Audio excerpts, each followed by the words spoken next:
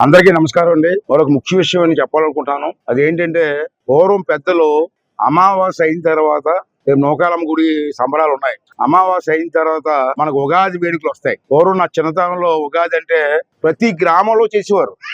ఇప్పుడు రాను రాను అటువంటి పండగలన్నీ కరువైపోతున్నాయి. నేను ఏమన్నానంటే సంవత్సరానికి ఒకసారి ఉగాది. ఉగాది అంటే మనకు తెలుగు పండగ సంక్రాంతి ఎలాగో అంతకంటే ముఖ్యమైనది ఉగాది. కొత్త సంవత్సరం మనకి.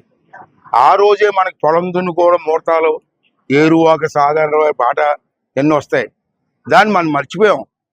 మనం మర్చిపోవడం గురించి పిల్లలకు తెలియదు. చిన్నపిల్లలు అడిగారు ఉగాది చెప్పలేరు. దానికి కారణం ఏంటంటే మనమే చేయట్లేదు. పెద్దలు చేస్తే పిల్లలకి అలవాటు అవుతుంది. అంచేత రేపు ఉగాది వస్తుంది. అమావాస్య తర్వాత ఉగాది వస్తుంది.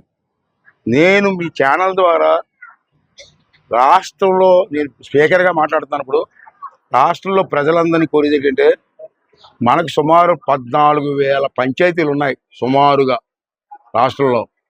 రేపు ఉగాది నాడు అందరూ పార్టీలతో సంబంధం లేదు. పార్టీలు ఎందుకండి, ఎలక్షన్లు చూసుకుందాం. ఉట్టప్పుడు పార్టీలు వద్దు.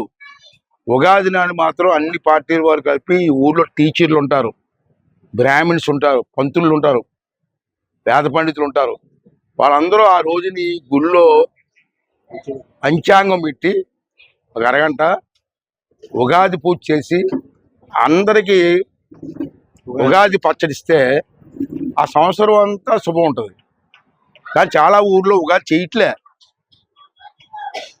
అది మళ్ళీ తెలుగు వాళ్ళం కాబట్టి ఉగాది మనకు చాలా ఇంపార్టెంట్ పండుగ కాబట్టి ప్రతి రాష్ట్రం అంతా చేయాలని కోరుకుంటాను యాజ్ ఎ స్పీకర్గా.